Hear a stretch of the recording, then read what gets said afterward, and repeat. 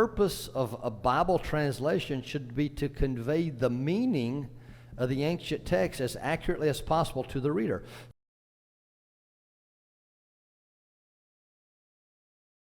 We are studying, as I think everybody here knows, a little bit of a unique topic this quarter. We're studying on what we're calling foundations of the Bible. And as we mentioned in the prayer, how do we know that this book that we call the Bible is God's Word? And, it's something that we sort of take for granted as we're young and growing up, but at some point we have to question and truly ask ourselves, do I really believe that this is God's Word? And so this class is designed to help us have a greater confidence that what both Stacy and I have promoted through the classes so far, that God's hand intervened and made sure that what we do have today is in fact His Word.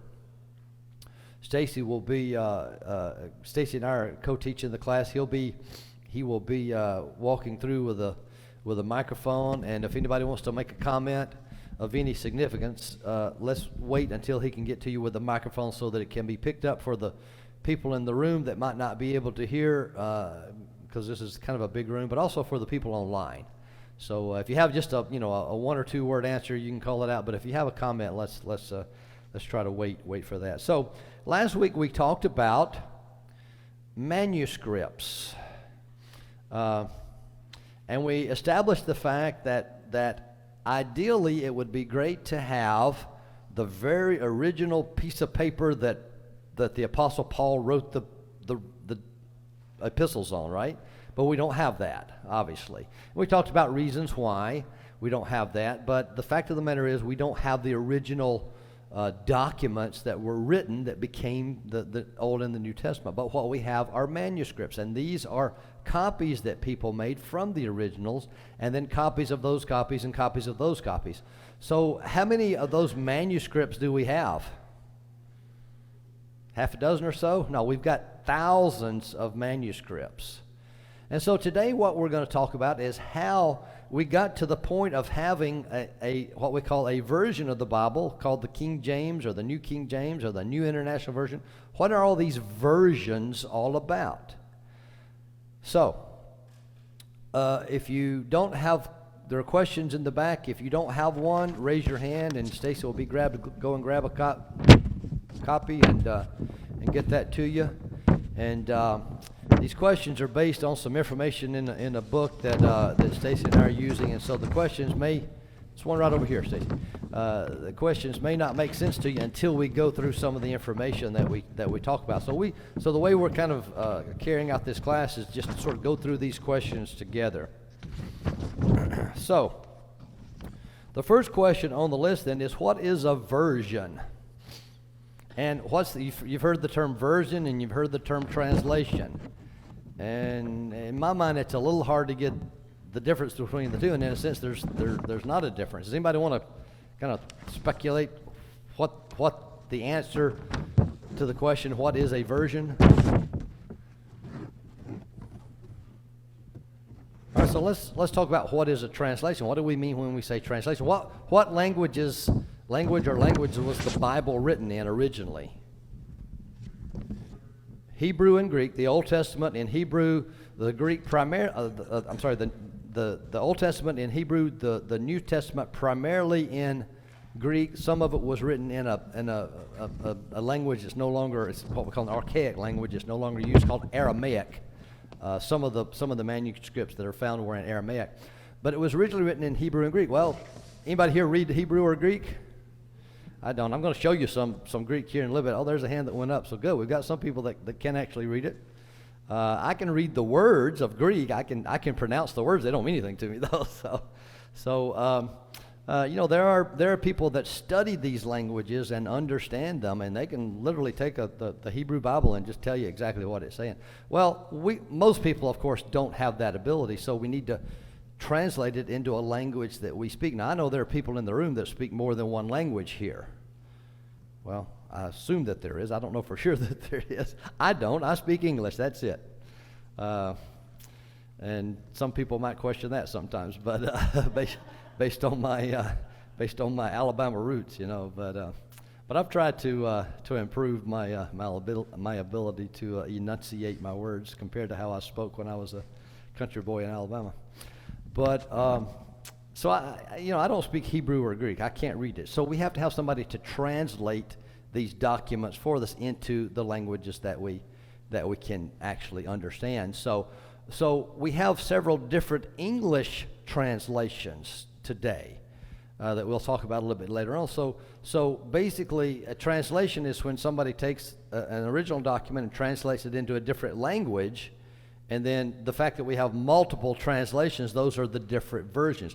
Why would we have different? I mean, the language says one thing, right? I mean, it's written in Greek and it says this. Should be all like, why would we have different versions?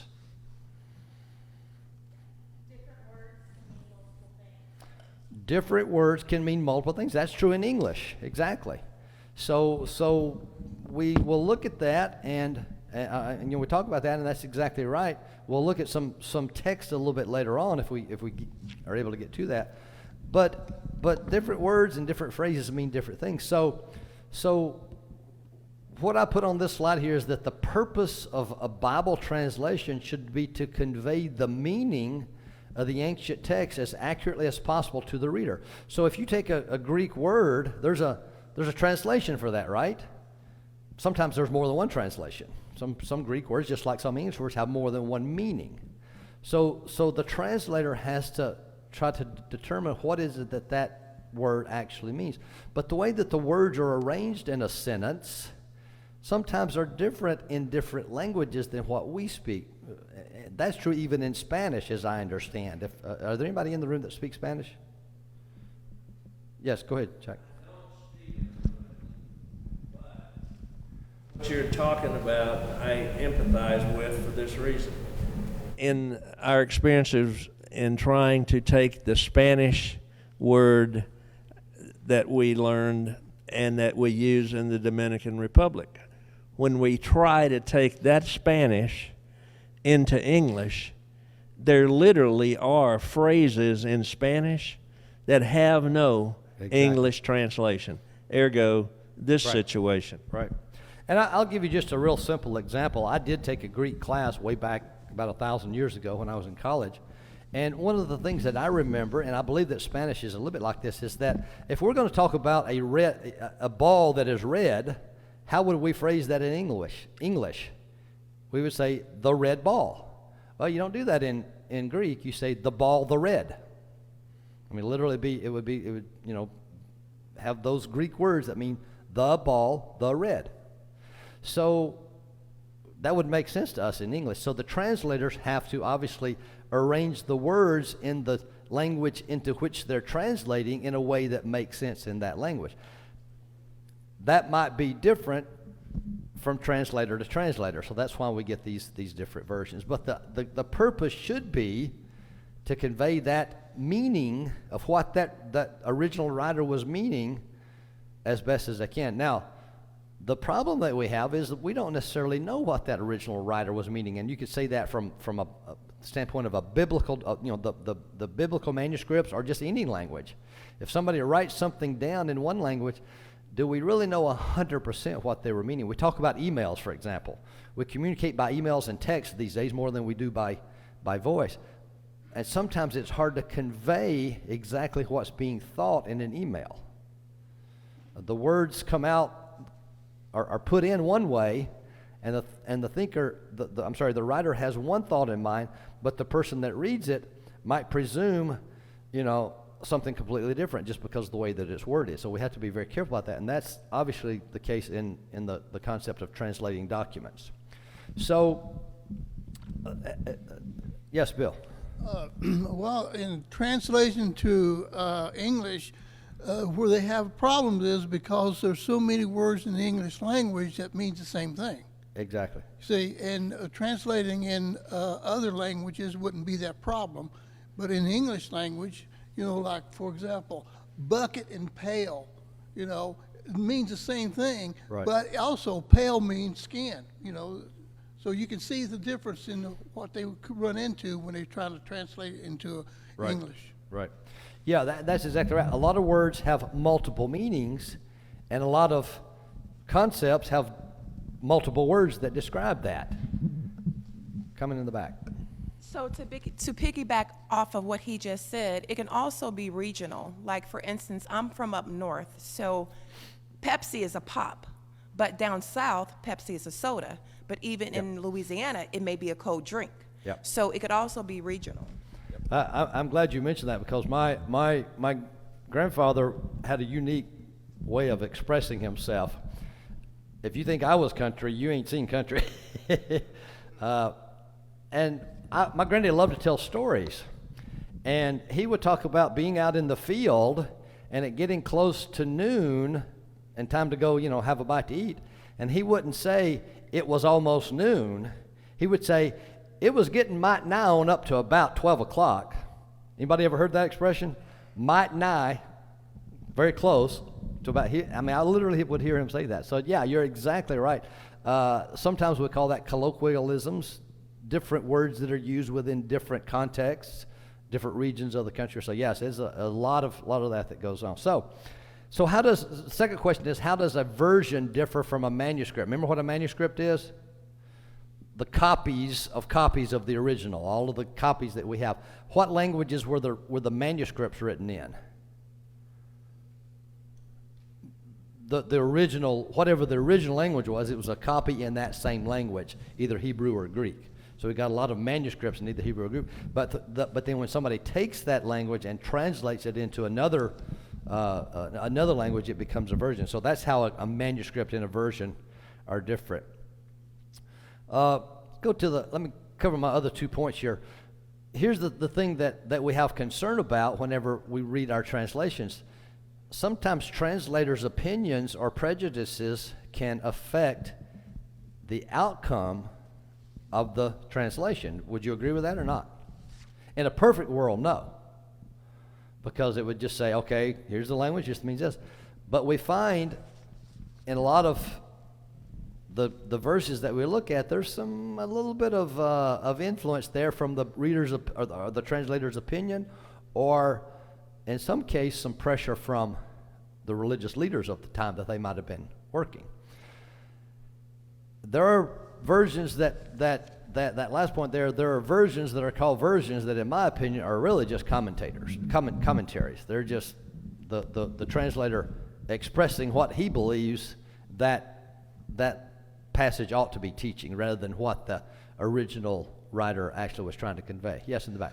One of the classic examples of that is when the King James translators were translating in 1611, and they came to the word baptizo, which in Greek means to plunge, to immerse, to dip.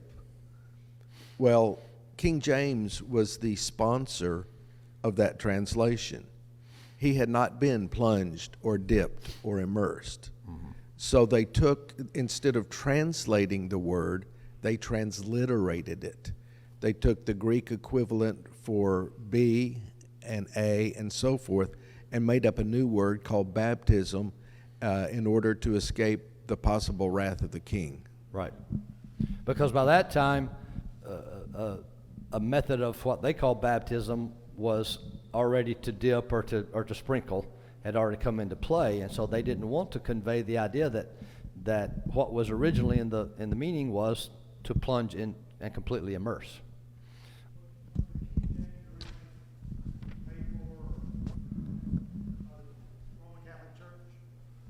It seems like I've heard that. Was the King James originally paid for or ordained by the Catholic Church?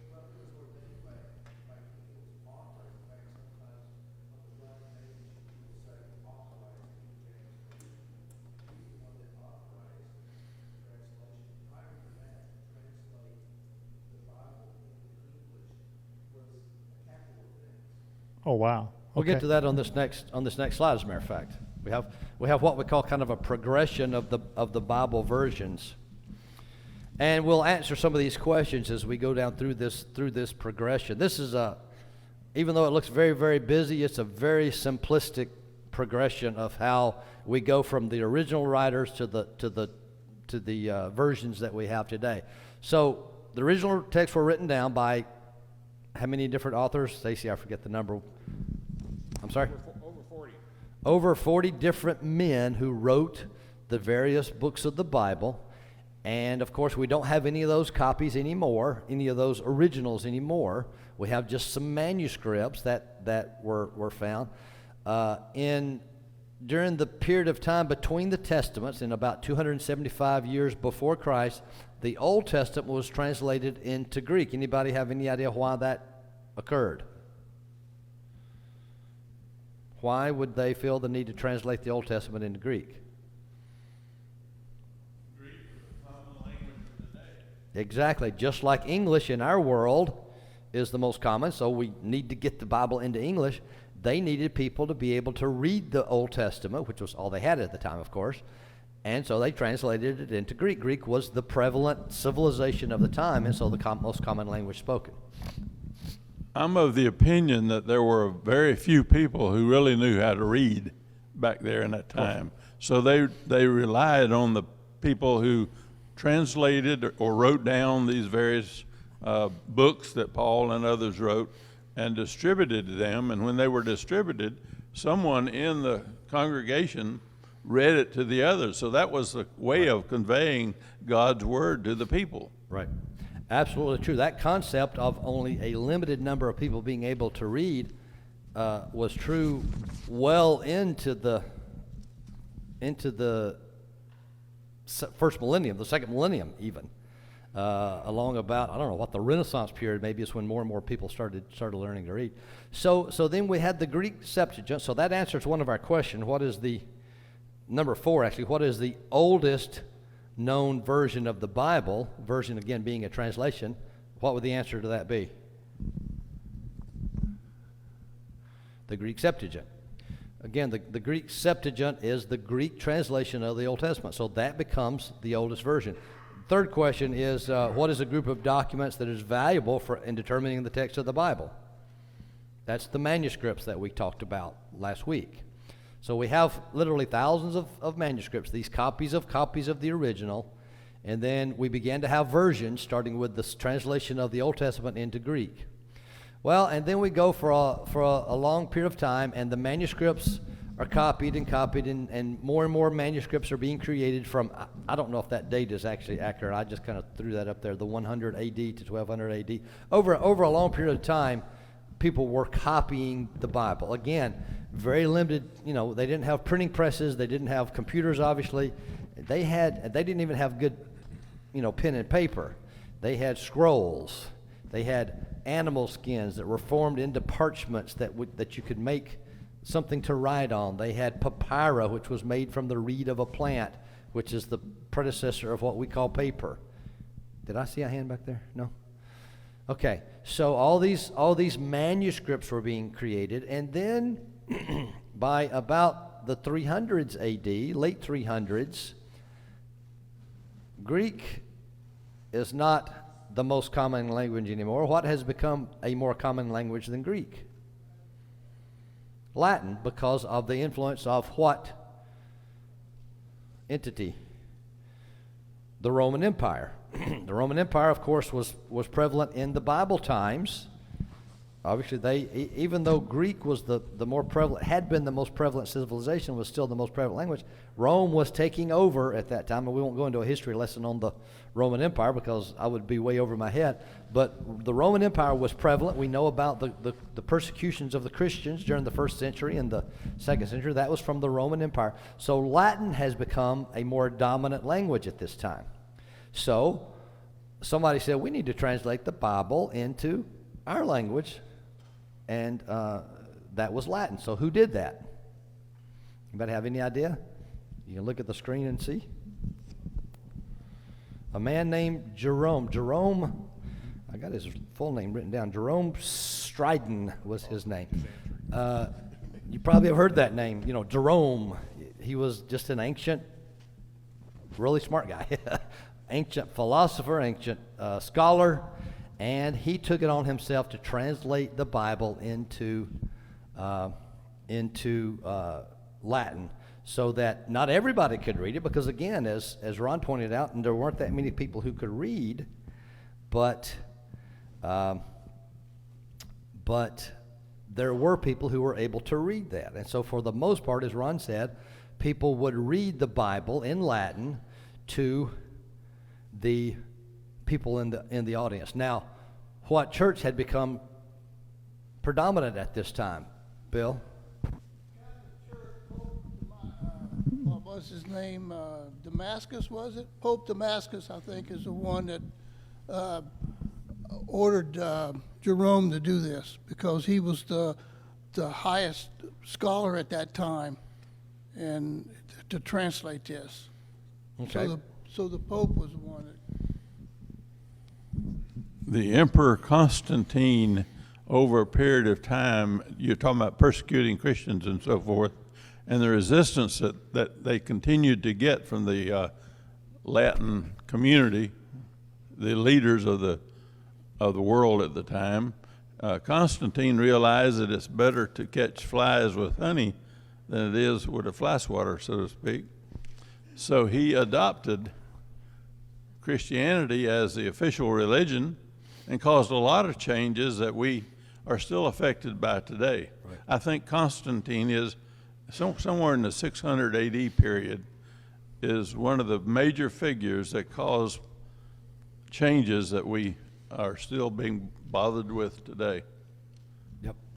The city that is currently known as Istanbul was at one time known as Constantinople, named for Constantine. And about what was the time frame of that, did you say? I've forgotten.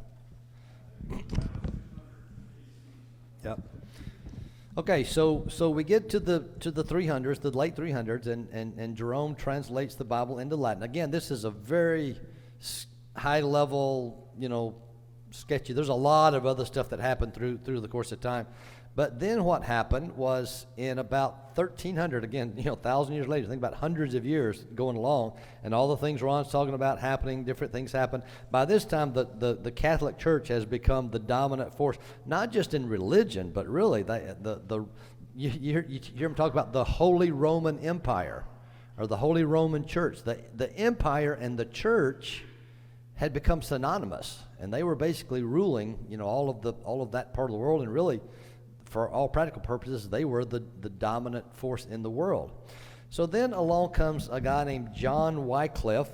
I think his first name was John Wycliffe, and he did what?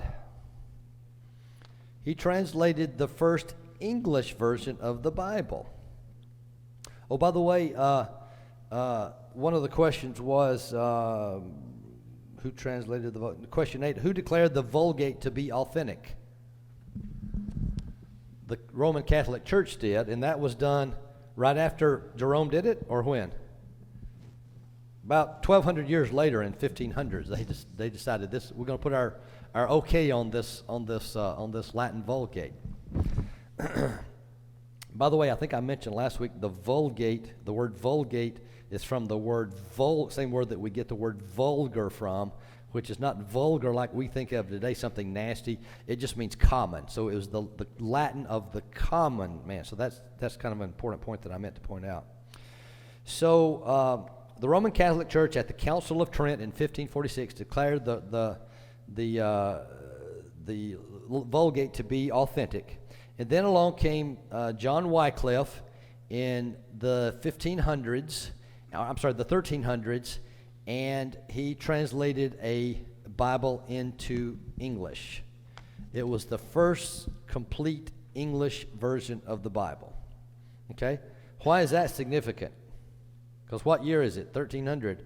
Now, the country of England and Great Britain has become very prominent in the world, and English is becoming one of the most common spoken languages. So we go from, Hebrew, and then Greek became more prevalent, and then Latin, and now, 1,000 years later, English is becoming the more prominent language. So somebody said, we need a Bible in our language. So he translated it into English, and then along came men named Tyndale and Coverdale, and they started, you don't want to say mass producing the Bible, but creating the Bible in a printed version of the Bible. So Tyndale gave the Bible the world the first printed Bible.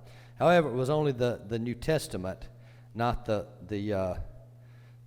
whole Bible. how did the Catholic Church feel about all this that was happening? They didn't like it. Why? Because they were in control, and this had become a very politically sensitive situation, and some men were beginning to say, wait a minute, why is it that the Catholic Church gets to tell us everything that we need to believe and that we need to know? Men like Martin Luther, who nailed his famous 95 Theses up on the door of the church building and said, this is all not right. We won't go into that. But people were beginning to say, why can't we just read the Bible ourselves? We've got all these copies of it now. Catholic Church didn't like that because that threatened their control, because were they following the Bible by this time?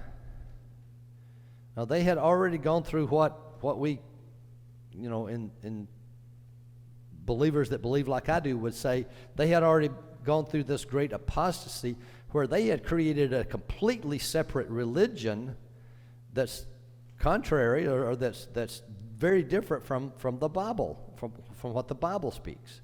Now, what we're trying to do in this church, and what I believe, and what I think most people who are here believe, is what we're trying to do is take this ancient manuscript, this ancient document, this Bible, and follow just this. We started, Martin Luther came along and said, we need to, the Reformation movement took place, and they said, we need to reform the Catholic Church and fix all these problems in the Catholic Church. There's a lot of pain and conflict that happened as a result of that. And then some people came along and said, we don't really need to reform the Catholic Church because they've already gone away from what was the church in the New Testament. What we need to do is just be that church that exists in the New Testament. And that's what I believe we're trying to do here at North Tampa Church of Christ, is just be that church that existed in the New Testament, because I believe that's what God wants us to be. Okay? So, and then what happened a few years later? Along comes a man named King James, and he authorizes a translation of the Bible to be translated in English. Did we already have some English translations? Yeah, so the King James is not the first English version of the Bible. There were several different ones that had come along. A lot of them were not considered really authentic. The King James is recognized as being an accurate and a good translation because they deliberately went to the point of being very careful in how they translated. They used about 46 different scholars that attempted to translate exactly what the Bible actually said. Okay? So, we come to, question 11. How did, I got a little bit sidetracked there, but the Catholic Church didn't like all of this stuff that was going on, so how did they reward Tyndale for the great work that he did in getting us an English translation? They killed him. They burned him at the stake. Well, what I've read it a couple of different places, is that they actually tied him to the stake, and they tied him to the stake so tightly that he actually died from the choking of being tied, and then they burned his body and scattered his ashes. So the Catholic Church was very brutal during these times. If you ever read any of the history of what was going on, they really had a lot of brutality in there. They really were just a powerful entity at that point, and they didn't like all this that was going on. So they punished people that tried to threaten their existence very severely. So, all right. So what then is the Geneva Bible? We want to talk about the Geneva Bible a little bit. It came along in 1560, and it is significant because it is the first version that divided it into the Bible into chapters and verses. It wasn't written, Matthew, Mark, Luke, and John didn't sit down and say, okay, chapter 1, verse 1. They just started writing. And for, a couple thousand years, or depending on the Old Testament, a few thousand years, that's how people read the Bible. It was just a solid letter. Paul wrote his epistles just as a letter. The division of the Bible into chapters and verses is, and we've talked about this before, so I won't go deep into it, but it's very convenient for us because it helps us to organize the Bible and memorize certain verses and memorize certain passages that are important to us, because we can refer to, John 3:16, instead of saying, in the book of John, about, a fourth of the way into it, there's this one line, we can say John 3:16.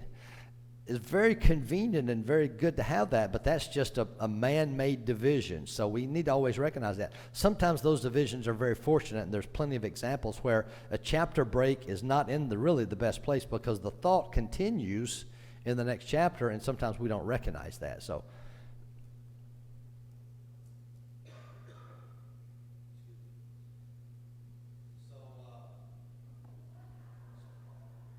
testing? Okay. So the Geneva Bible is the first one that gave us the chapter divisions. So question 13, what is the most popular English version of the Bible? Anybody know? For the most part, the scholars agree that the King James is still the old King James, not the new King James, is still the most popular version. That might be swapping over a little bit in it, and it may not be that it has the predominance of, it may not be a majority, favorite, but it probably is the most popular as well. There are a lot of people kind of growing up, we thought that's the only Bible. If I'm not using the King James, I'm not using the right Bible, And is there anything wrong with the King James Version?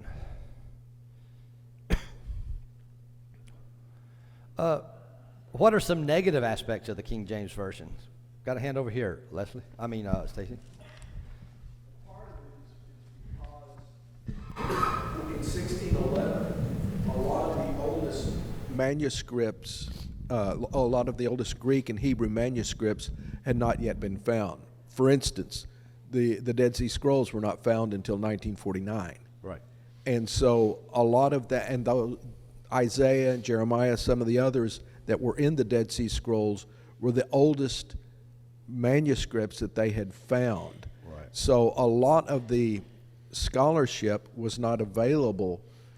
Another thing is, as you've already said, language changes. Right.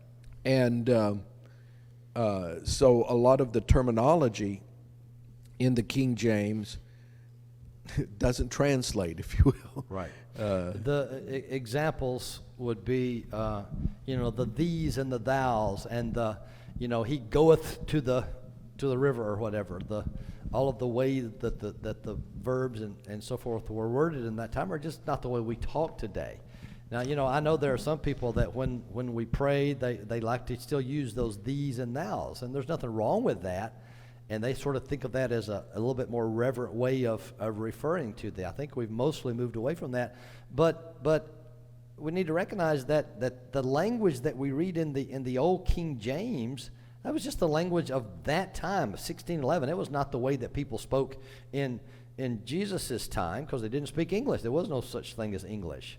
So that was not the way that they spoke. They didn't necessarily speak in that what sounds like a really reverent language. It's not really necessarily reverent. It's just a different language. Not even necessarily can you say that it's more formal. It's just a different way of speaking the English language. Ron, let's get the mic up here, Ron.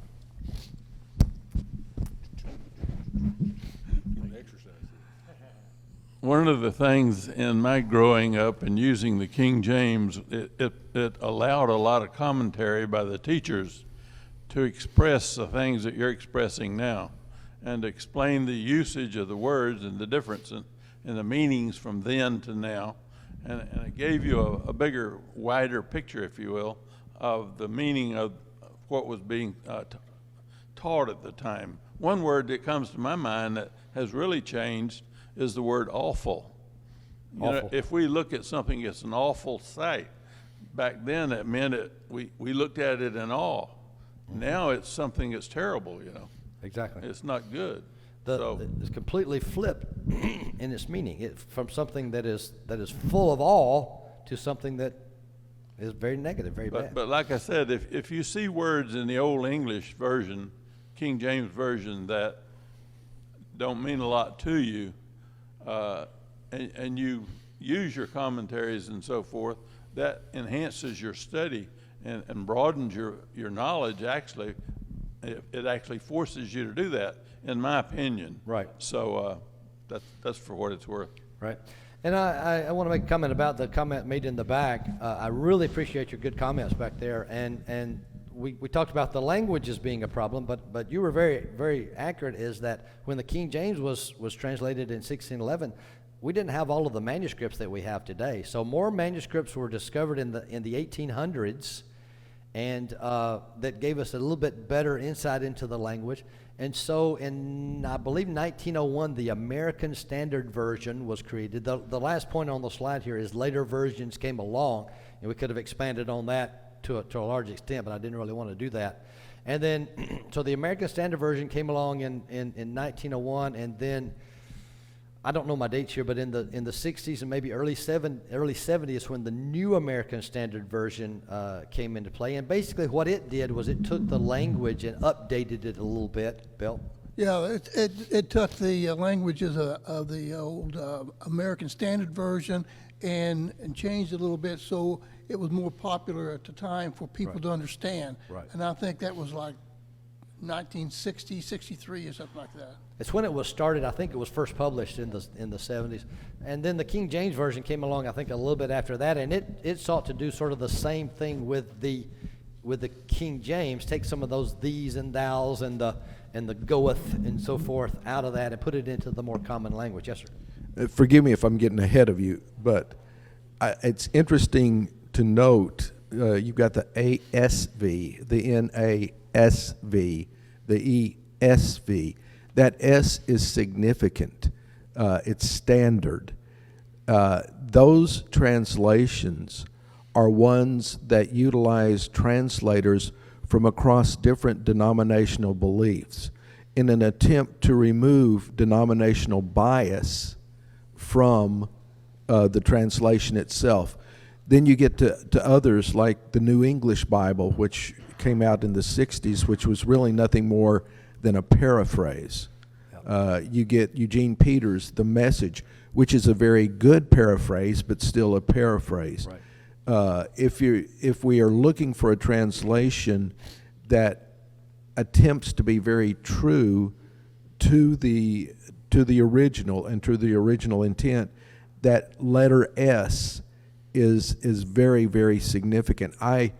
Kathy and I just moved here from the Nashville area.